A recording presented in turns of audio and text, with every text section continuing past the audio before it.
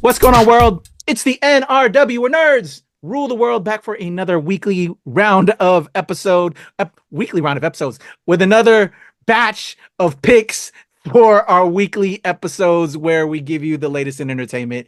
I'm not thinking right, so let me throw it over to Heather, who can help me get back on track. How are you, Heather? I'm good. How are you? We are back, homie. As you know, we are a lot of stuff in the works that we actually, before we got going, y'all, we kind of plan up what's going down. There's some crazy and cool stuff in entertainment this week. As of this recording, I also did my WTOP picks, and I'm excited for what y'all are about to see this week. And I switched it up on one of my picks, so it isn't exactly reflective on the weekly in the picks on the radio. So that way can just jazz something up a bit and give you something different. So you'll have to see in just a second there. But before we get into that, what have you been watching, Heather? You know how we do before we talk about what's new. Did you Uh, catch up on anything new? Anything else going on in the world? there's this interesting new documentary series on Hulu. What is it called? It's a true crime series because everything that I watch is basically not this is true crime or anime.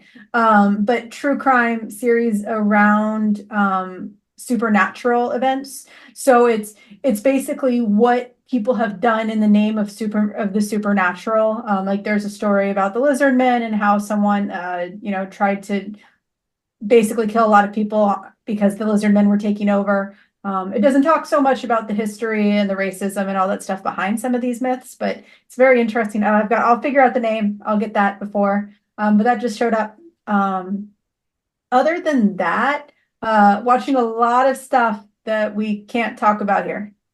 Lots of stuff. Some of which we can't talk about until like October or November. So this is gonna be a long. Yeah.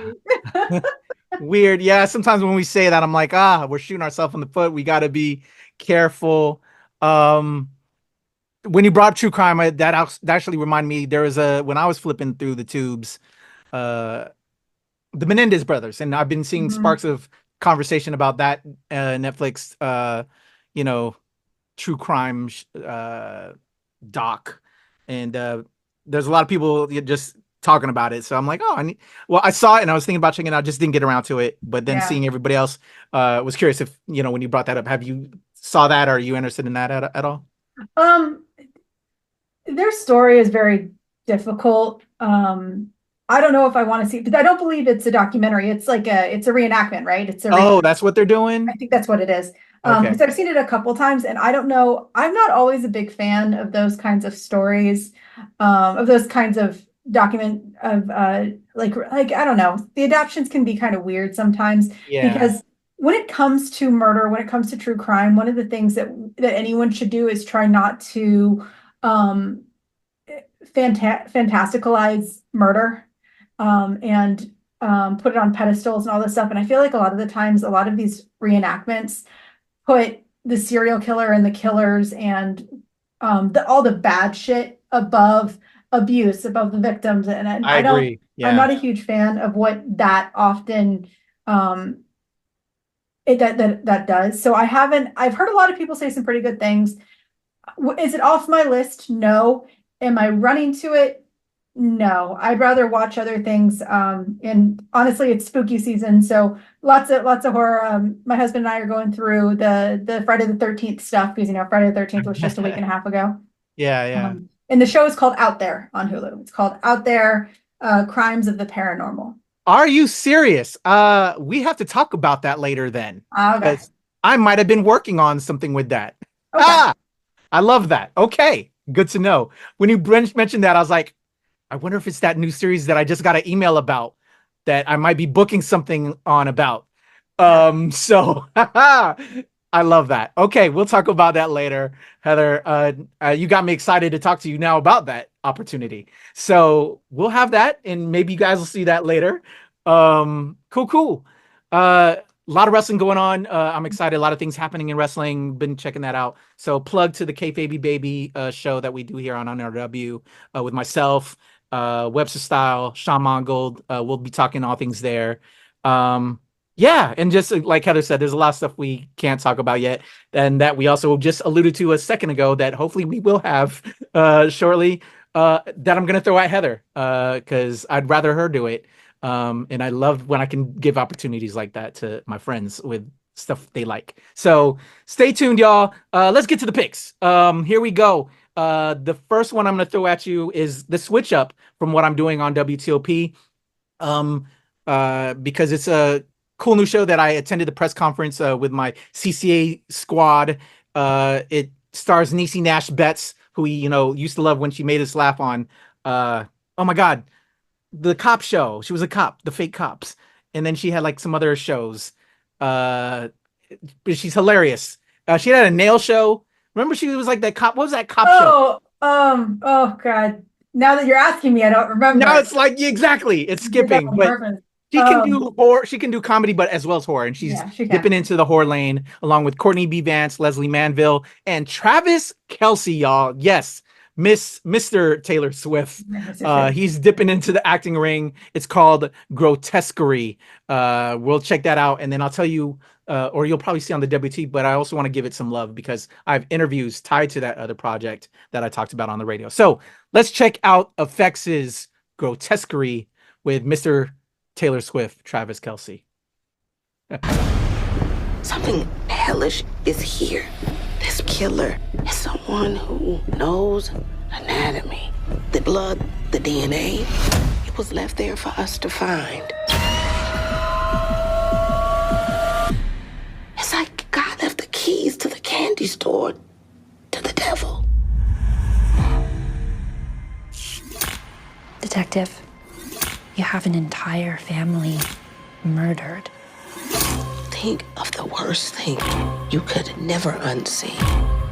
This is evil. So you're the nun who's a journalist covering crime? I'm interested in rituals, cults, and their place in American life. You have to really hate people to do what was done here. It's inhuman. No, it's unhuman. It's better to look at the evil than to ignore it, Father. And what if you enjoy the looking? They're playing with us, hunting us. Seems like this killer is taunting you. I am trying to stay sharp, but I'm losing it. You're in an alcoholic's haze. God knows what darkness you let in. This is the end of time. The monster is out here, people. There's no future after this. It's a messy thing. A dirty, nasty thing. People want evil. I get a shiver in my quiver just thinking about it.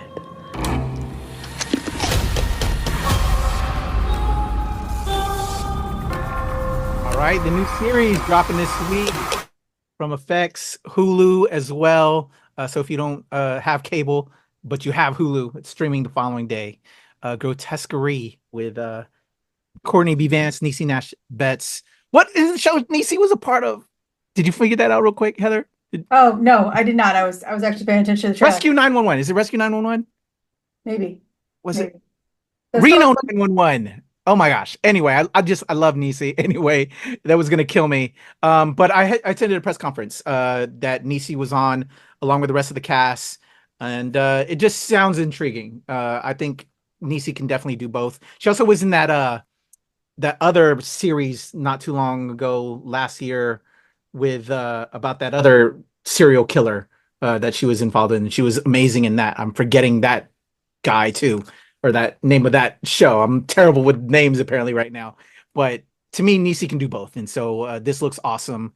And yeah, I'm excited to finally check this out. I haven't yet. We have the screeners, but I'm a fan of football and excited for Travis Kelce. Ryan Murphy talked about how he got reached out to from Travis Kelce, and because Travis is interested in getting into acting, and Travis was just putting out initial inquiries, And Ryan was like, okay, we can do something. But Travis was like, I want to do something now because the season get ready to start. I only have X amount of time. So Ryan Murphy actually made him this part. So that was kind of cool. But yeah, I'm intrigued by it. And because it's the spooky season, that's why I kind of wanted to maneuver this into one of my picks for this week. And so what do you think about Grotesquerie? Are you into this? I know you ain't into football, so you could care less about Kelsey, Heather. But what do you think of Nisi and the idea of this series? It seems, it looks crazy. To tag into the football statement, there's a great line of Patty Lupon. Actually, I posted it on Twitter. There's a great line of hers where apparently at one point she said that Madonna couldn't act, and she was on like this Hot Wings challenge, and it's like you either have to Aubrey Plaza was like, you either have to eat a hot wing, or you have to apologize to Madonna, and she ate a wing. And her comments were, some people just aren't good in nobody has to be good in everything, or something like that. And Kelsey, why there are incredible actors out there that are not getting time that Kelsey just took a spot from, and that kind of actually pisses me off a little bit more than anything. Yeah. But you can just call up Ryan Murphy and be like, "Hey, I want to act in something. I want a spot." And it's like, there are people that are literally starving trying to get roles, and someone just goes, I'm another rich bro. Can you get me on? I'm sorry, that kind of pisses me off a little bit. I feel you on that. I can't disagree with that. I'm with you. But when it comes down to it, the show looks really cool. I love a good supernatural serial killer kind of show.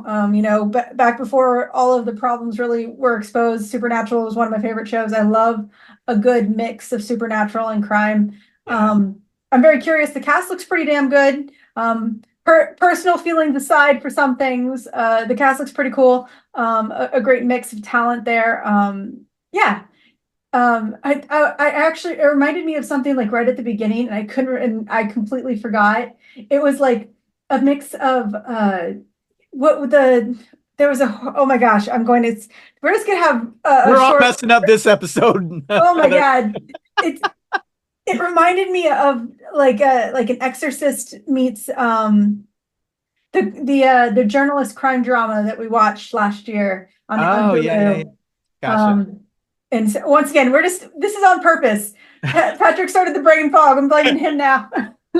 I'm sorry, y'all. It reminded me of a lot of like this amalgamation of a lot of really fun horror and crime tropes. And I think that's a good thing. When you can see something that you're passionate about, something that you like in something, it gives you that in to try it. So I'm pretty excited for it. Yeah. And that's why I wanted to throw it in here, spooky season type picks, and Travis Kelsey aside, Heather.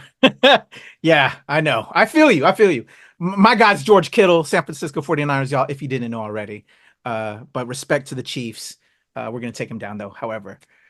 Anyway, so there you go. That's that pick. The one that I switched it out on that you'll hear on WTOP, just to give it some love, because I also have an amazing interview that will be going up on the channel as well.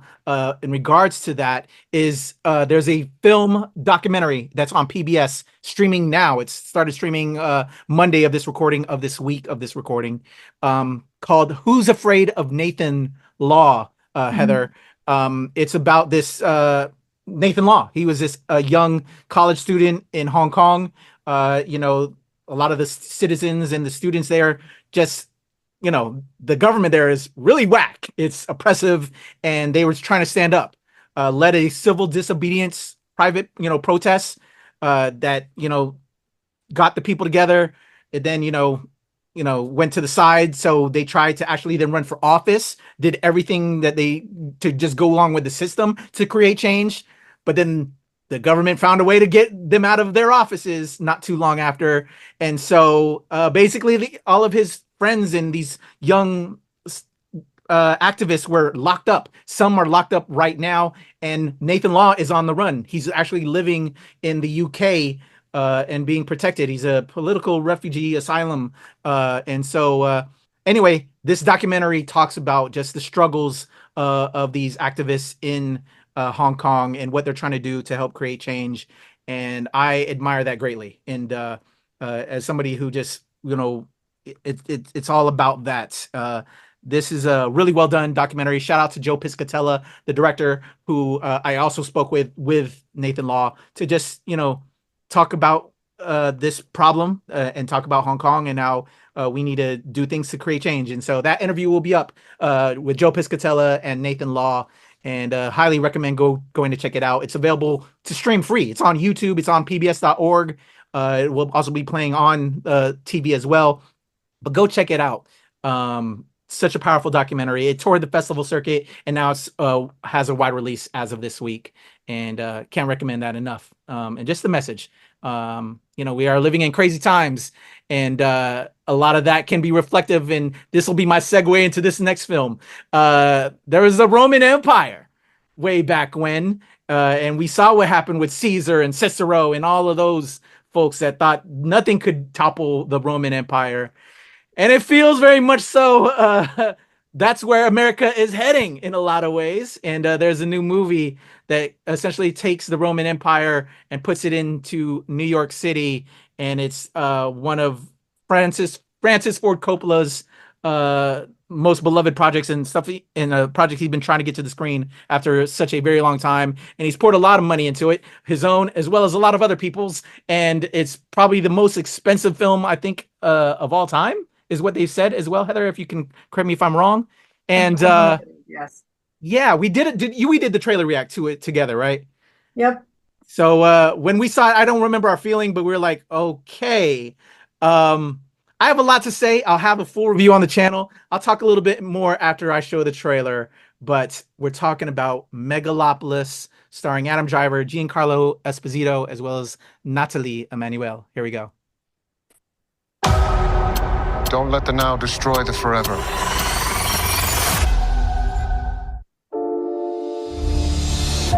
One filmmaker has always been ahead of his time. Time stop!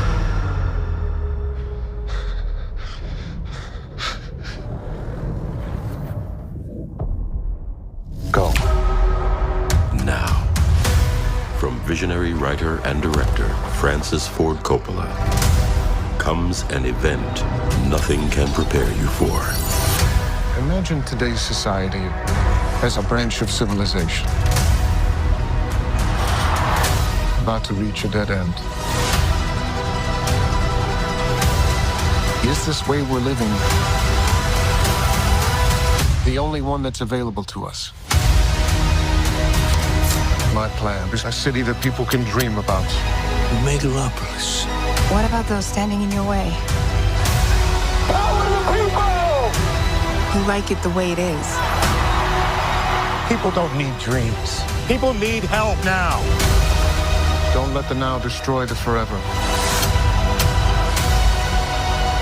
We're in need of a great debate about the future. Enjoy the show. 1, 2, 3. Yippee yay.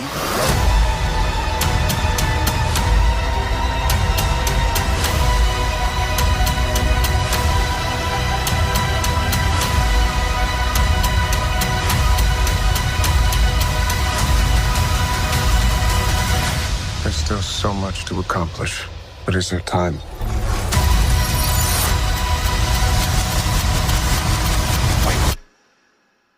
Go. Francis Ford Coppola's Megalopolis.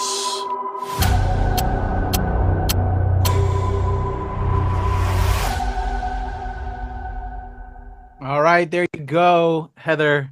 Megalopolis. Refresh me on how you felt about this trailer when we did it. This is a different trailer, though, than the one we did.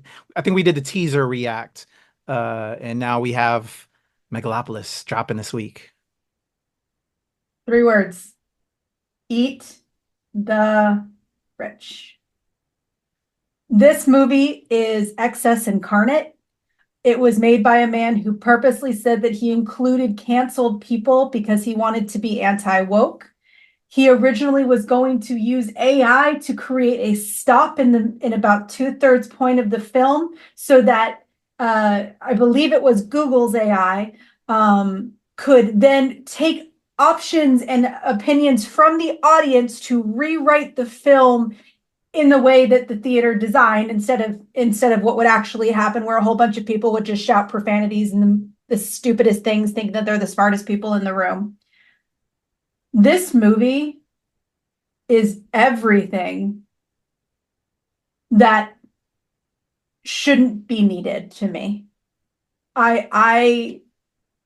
What the production companies, what Coppola put in, and Coppola supported small and indie actor or directors and creatives in the past. The amount of money that went into this film could have gone to hundreds of other movies with moderately large budgets. This is one of the few movies, and I really hate it, because Francis Ford Coppola is one of the best directors in history. This movie is Eat the Rich incarnate. That was the refresher, if anyone. There you go. There you go. All right, Heather. Yeah, so that was a film, all right. My initial thoughts coming out of the press screening are on the channel right now, and getting a lot of hits, by the way, because I think a lot of people wanted to hear what other people were thinking about it. So I had attended a press screening not too long ago, as of this recording, and my initial thoughts as I was watching, and it continued into my thoughts when I gave coming out of the screening. Extravagant, indulgent, expensive, just because of all the actors. There's a ton of actors in this that are involved with it. What they were wearing, the attire, the shots, the scenes, just everything. You could tell the money put into it. It didn't also help knowing, because we all know the lead up into the making of this film, if you're a critic and you're a filmmaker, you're a writer, all that. So it actually was very distracting. As I was watching it, was like, wow. It was just there. It also was, again, beautifully shot, and I'm going to lead into that in a second, but you could just see the money, and it was just so compounding, which is crazy. It's not something you directly notice as a creative or a filmmaker. You shouldn't notice that. It's actually faked. Let's be real. Acting, a lot of what we know on scene is faked. Everything we make things on the cheap to make you have the illusion. Nah, they really paid X amount for that you see everything with your eyes on that screen. It was insane, just the amounts of money that, as Heather said, could have gone towards everything else in life and the world. But anyway, this is rich people world. So you could tell that. Erasing all of that, and again, I'm not going to go too deep, because there's going to be a full review with myself and Anthony Francis on the channel. Shout out to my boy Anthony. I did see the art. I will say that. As Heather said, Francis Ford Coppola is one of the greatest directors of our time, and what he's done in cinema. All that finally showed through all that indulgence and extravagance and money.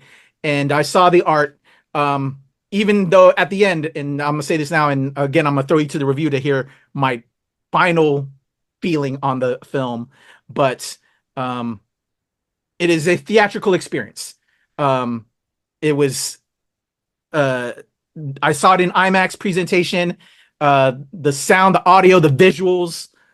I've never seen a film like this at a theater before. So much so that there's a part in the film that they literally brought up the house lights, and there was a person that came out to interact with Adam Driver that was on the scene in the film. I'm sure it was pre-recorded and they actually had this actor set up, but it made me think, are they actually going to have some actor interact with the screen at all of these screenings that they're going to have this film at? Maybe that was part of the budget to do that as well, because I'd never seen like that happen before. It's done via press conference in a way, so it kind of makes sense, and I see how they can kind of get away, but they're going to have to hire an actor for that scene in every part, or unless they cut it. I don't know. But it is truly... Go ahead, Heather. I apologize for the interruption. That's where the AI was supposed to take place. I believe it. Oh, no, it was Amazon. I'm sorry. It was part of Amazon's AI programs with their whatever. I have Siri, I have Apple, I have iHome. Their sound device, whatever it is that they have. I always forget what it's called. They have an AI department that was shut down during the filming process of Megalopolis. It was budget cuts. So they never completed. But what that scene is supposed to be is it was supposed to cut. There were going to be 3 different endings of Megalopolis, and dependent upon the suggestions from the audience, the audio, the AI audio was supposed to hear it, pick which one of those 3 were going to be the final. Okay, well, this wasn't the ending, but also the ending left me confused. Well, no, I mean, it was supposed to happen so like halfway. that would make sense in that regard. It was supposed to happen about halfway to 2/3 of the way in. Oh, interesting. Okay, so then maybe so. Yeah, because this was about 2/3 in. Yeah.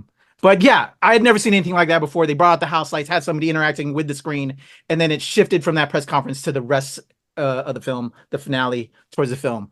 Again, full review going to be up on the channel. I finally figured out my final feeling on it afterward that will be in that review.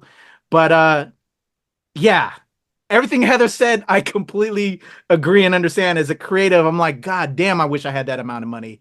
But even outside of that, I could see the artistry. So balancing artistry as well as, you know, how fucked up people are and what they put money on and all of that, you know, understood. But Megalopolis is this week. It's really, I think at the end of the day, I don't think it's going to make the money. It won't make the money that it was spent to make this film, which is also insane. You know, they spent all that money. It's going to be so either this or that I don't think, I personally don't think I also don't think America's smart enough. I'm sorry. This is an intelligent film about the Roman Empire in current times. It actually has something to say, Heather, regardless of how we feel and all of that. When I looked at the art and just the final message, although there's certain things I would have done different, but it has something to say. And it's scary how it reflects current times and how fucked up current times are. And in regards to like the actors in it that are canceled, and it's like they work with it because, you know, they're scummy and all of that. And they're playing their damn true selves in the film too, which I don't know. Is it self-deprecation? It felt like self-deprecation. Like we already know you're scummy. I'm playing a scummy person. Let me be scummy how people want me to see me. And Shia, you're scummy. You're a scumbag. 10 people there is in there, but it was a film, all right. And check out that review. The movie. Let's palate cleanse, Heather, with my final pick. This film. Woo! Bring a tissue box, Heather. Oh man. I love this film. Animated film of the year. I'm saying it. I loved Inside Out too. I loved Transformers 1 that we had recently. But this film, to me, unless something surprises me between now and December, deserves to be the #1 animated film of the year. The message, the artistry, everything involved with it, outstanding. I'm talking about The Wild Robot. Here we go.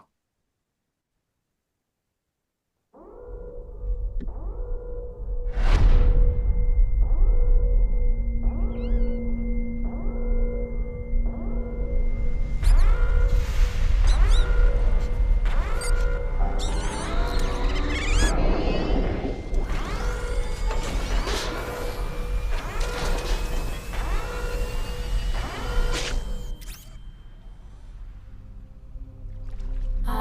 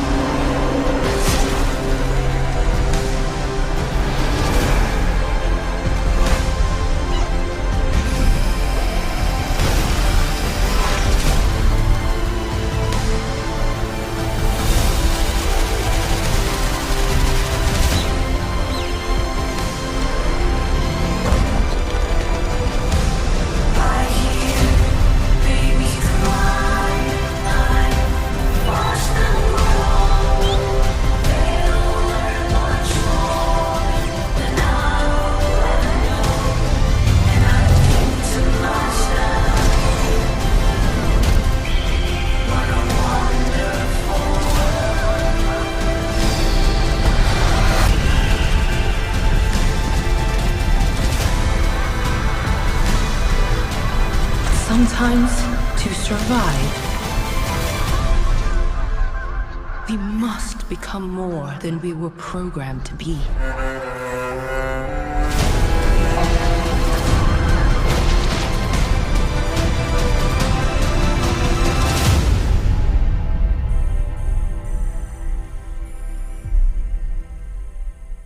All right, there you go. Such an amazing voice cast, Heather, and such an amazing film. Every parent, whether they actually have a child or an animal child or just care for anyone, are going to need therapy and need a hug, because I was laughing and crying for the entire runtime.